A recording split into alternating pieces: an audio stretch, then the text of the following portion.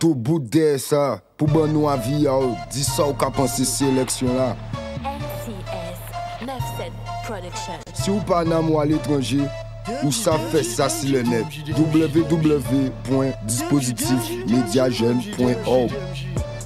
La politique, c'est vraiment trop chiant, ça me rend allergique. La politique, aller à l'école le dimanche, ça fatigue. Nous attendons le 18 novembre, si campus là pour Zoban nous avis à Zot et pour Zot prend la parole.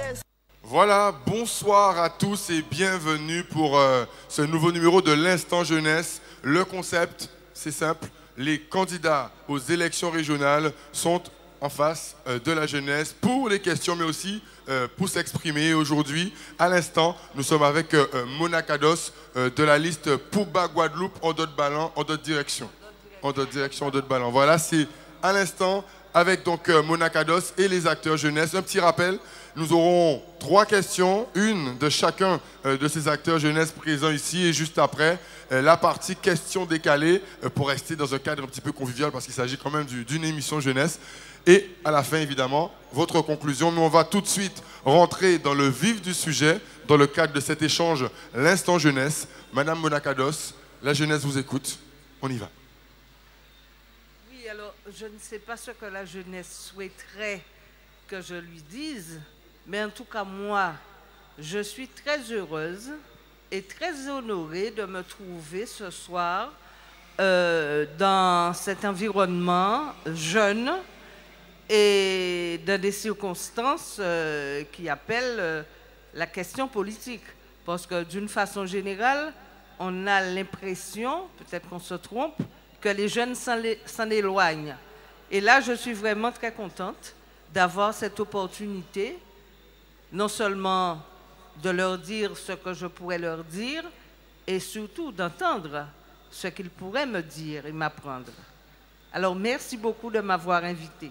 Très bien, mais merci pour cette introduction. L'occasion aussi peut-être par la suite d'en dire un peu plus sur la liste, sur le programme. Mais pour l'instant, si vous le souhaitez, on peut directement passer aux questions avec les 3 acteurs jeunesse présents. Alors, dans l'ordre qui vous conviendra, Madame Mona Kados vous écoute. Quelles questions avez-vous à lui poser? Alors, bonsoir Madame Kados. Bonsoir. Je suis Lorena Serranton. Donc, je suis jeune, j'ai beaucoup de projets. Mais j'aimerais savoir quels seraient pour vous les moyens pour valoriser l'entrepreneuriat des jeunes. Alors, vous savez, je vous dirais avant tout que les jeunes, c'est une tranche d'âge, ce n'est pas une catégorie sociale. Je veux dire par là que quand on parle de jeunes, eh bien, il y a la jeunesse dorée qui naît avec une cuillère d'argent dans la bouche. Il y a la jeunesse sans perspective, sans travail, sans le sou, la jeunesse discriminée, vous voyez, c'est très varié, cette jeunesse. Et je vous dirais très franchement que ma préoccupation fondamentale, s'agissant des jeunes, c'est la tristesse que cela me donne de voir le nombre de jeunes désœuvrés au coin des rues, et happé par toute espèce de déviance.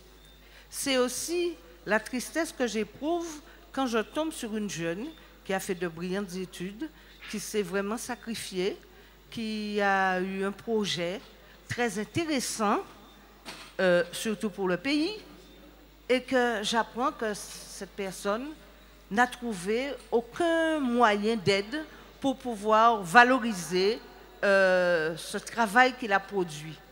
Ça me fend le cœur.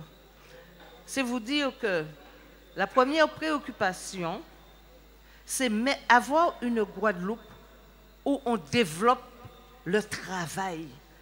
Mais pas les petits contrats de dépannage, du travail valorisant, du travail productif, du travail qui permet à nos jeunes de s'épanouir, de montrer ce qu'ils sont capables de faire et de se dévouer pour leur pays, d'être fiers de faire avancer leur pays.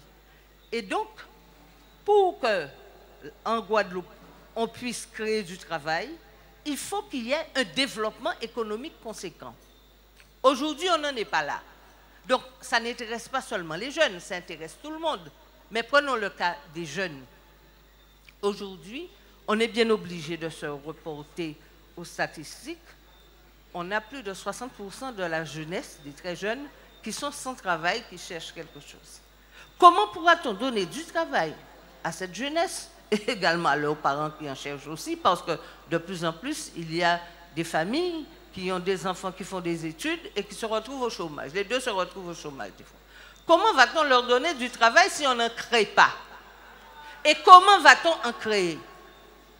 Alors nous disons que par exemple, pour la Guadeloupe, il y a une base essentielle, qui est l'agriculture. Alors pourquoi l'agriculture? Parce que c'est déjà important d'avoir les moyens de s'alimenter. Et puis l'agriculture, quand on parle de l'agriculture, ce n'est pas l'agriculture de nos grands-parents. C'est une agriculture qui effectivement prend en compte un certain nombre de bases traditionnelles, puisqu'aujourd'hui on en revient, on voit bien qu'il faut une agriculture paysanne, mais que cette agriculture paysanne, c'est-à-dire qu'il y a des méthodes, qu'il y a des références au traditionnel améliorées aujourd'hui, mais que cette agriculture paysanne a besoin d'être soutenue de façon conséquente par la puissance publique. Aujourd'hui, nous allons aux élections régionales. Donc, je pense en particulier au Conseil régional qui a vocation pour le développement économique. Alors, il y a l'agriculture, mais il y a également des problèmes de formation et des formations qui font une large part, non seulement à l'innovation, mais aussi à un certain nombre de métiers, de nouveaux métiers dont on a besoin pour pouvoir donner du travail véritable aux jeunes et à tous ceux qui en cherchent. Alors, pour qu'on ait aussi le temps de poser les questions, puisque malheureusement, peut-être que je l'ai oublié, mais le temps imparti est assez court pour chacune des réponses. J'espère qu'ils auront le temps de poser le reste des questions. Il faudra qu'on fasse le point au niveau régie. Deuxième question dans la foulée, donc à Madame Mona Kados, on vous écoute, sachant que pour la suite, on aura besoin de réponses concises. On vous écoute. Bonsoir. Bonsoir. J'aimerais savoir comment faire pour développer le transport maritime. Alors, nous sommes un pays archipel. De toute façon, nous ne pouvons pas concevoir un transport sur l'ensemble de notre territoire sans inclure les transports maritimes. Aujourd'hui, je pense que ce qui existe est encore assez, je ne dirais pas rudimentaire, mais enfin, n'est pas tout à fait satisfaisant. Et surtout, ceux des îles, surtout les jeunes des îles, ont naturellement une difficulté supplémentaire parce que les transports sont payants. Cela veut dire que pour venir au spectacle, pour venir faire un match, pour venir s'entraîner, on a besoin de se déplacer et cela coûte. Donc, il y a là quelque chose à faire. On parle de la continuité territoriale, mais je pense que c'est là qu'il faudrait faire jouer justement cette continuité territoriale massivement entre les différentes îles de l'archipel. Et naturellement, le transport, pas seulement au niveau maritime, mais aussi au niveau terrestre. Alors, ce transport, là aussi, doit être aidé. Parce que finalement, c'est un service public qui est fait aujourd'hui par les privés. Et donc, les jeunes ont des difficultés à faire face à ces frais. Les familles ont des difficultés à faire face à ces frais supplémentaires. Donc, une aide également de la puissance publique, une aide efficace pour améliorer ce transport et surtout l'aider. Je prends un cas, quand des fois le bateau se déplace vers la Désirade avec 5 ou 6 personnes. On ne peut pas rentabiliser quelque chose comme ça. Le privé n'y trouve pas son compte. Donc des fois, il peut décider de ne pas aller aussi, de ne pas voyager aussi. Vous voyez ?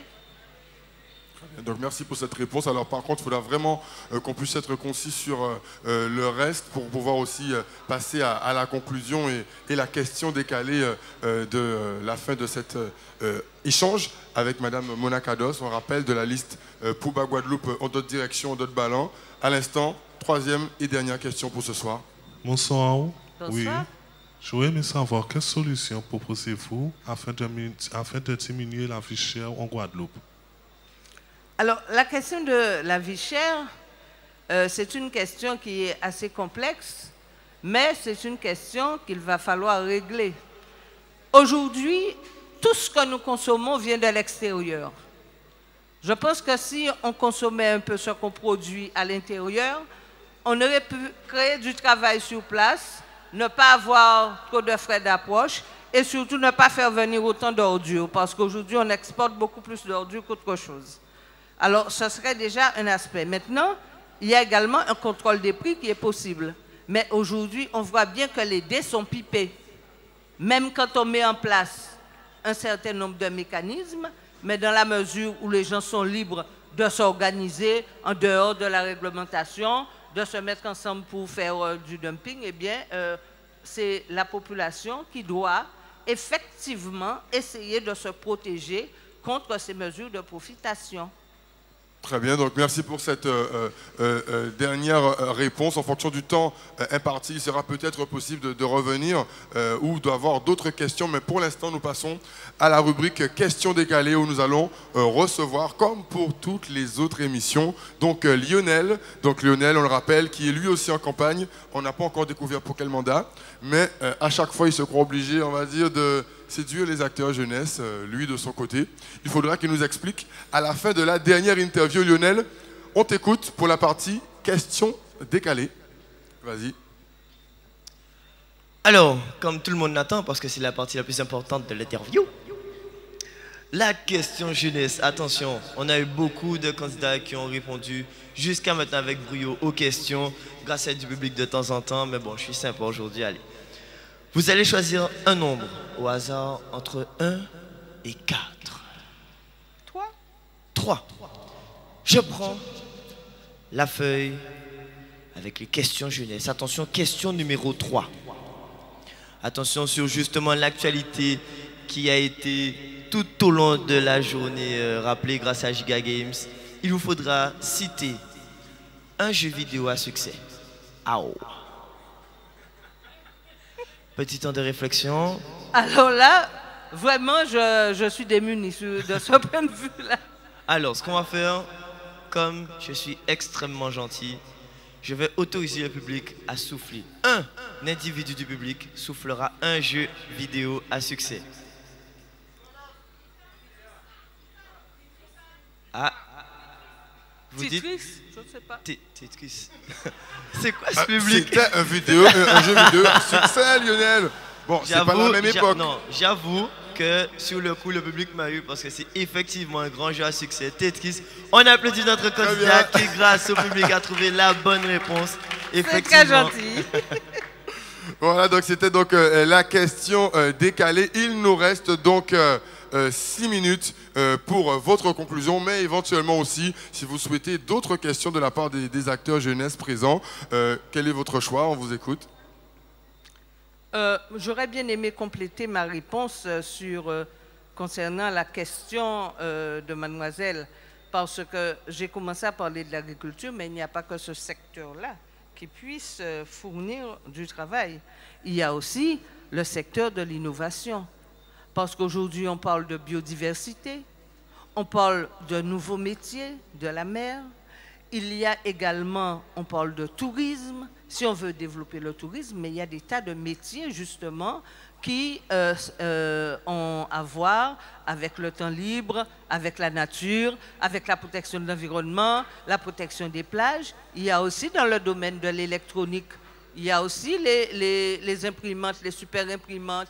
Il y a tout cela qui n'est pas développé en Guadeloupe et cela peut constituer des débouchés pour notre jeunesse. Alors, je veux dire par là, et quand je parle de direction, je pense beaucoup à réorienter les moyens du conseil régional. Aujourd'hui, on fait du saupoudrage, et le plus souvent saupoudrage entre amis, entre clans. Il faudrait que les moyens du conseil régional soient inclus dans un plan global de développement qui prenne en compte les différents aspects, mais qui soient surtout tournés vers les besoins du pays, des besoins qu'on va déterminer en concertation.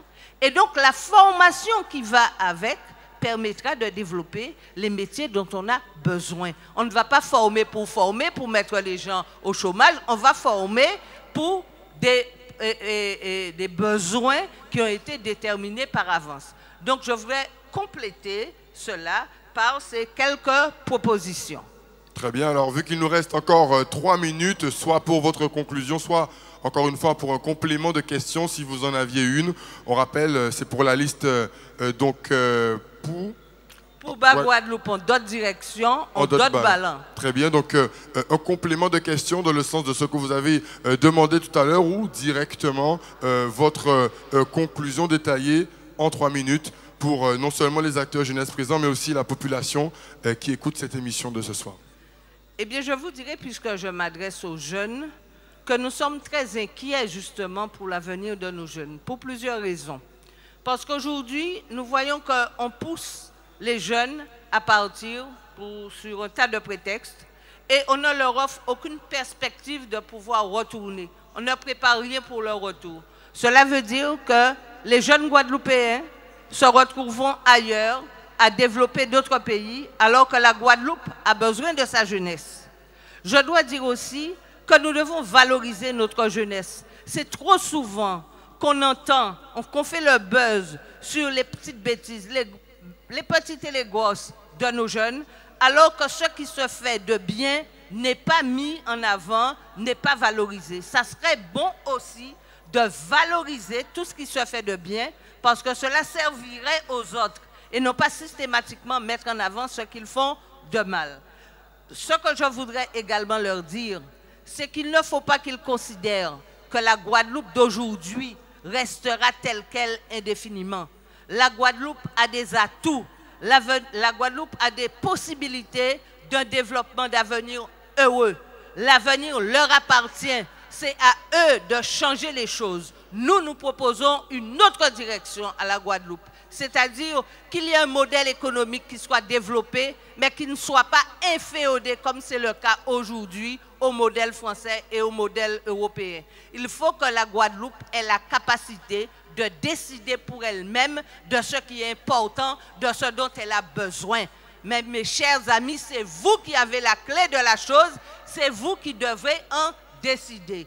Et aujourd'hui, je suis très heureuse de pouvoir vous le dire en face, de pouvoir essayer de faire passer ce message. D'une autre Guadeloupe, une Guadeloupe solidaire, une Guadeloupe forte, une Guadeloupe qui a besoin de ses enfants et surtout une Guadeloupe où les jeunes et les aînés, pas seulement à des occasions exceptionnelles, se rencontrent, mais soient tout le temps en lionnage pour que la transmission puisse se faire naturellement et pour que nos aînés ne soient pas délaissés comme c'est le cas aujourd'hui. Ça veut dire, si vous êtes restés en pays là parce qu'elles n'ont pas besoin de chercher de travail de l'autre côté, famille à votre pays tout seul, vous avez à eux et vous apprendre autres toute bombité que vous connaissez, vous passer autres. Voilà ce que je vous souhaite. Mais comme je vous dis, c'est vous qui avez la clé de la chose. Très bien, mais merci.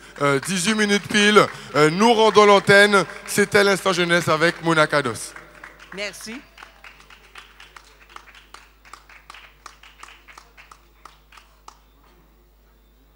Tout bout de ça, pour nous avis, dis ça ou qu'a pensé ces élections-là.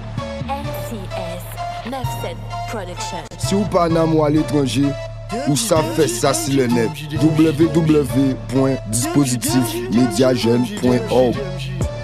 La politique, c'est vraiment trop chiant, ça me rend allergique. La politique, aller à l'école le dimanche, ça fatigue. Nous attendons le 18 novembre, si campus là pour nous avis à pour prendre la parole.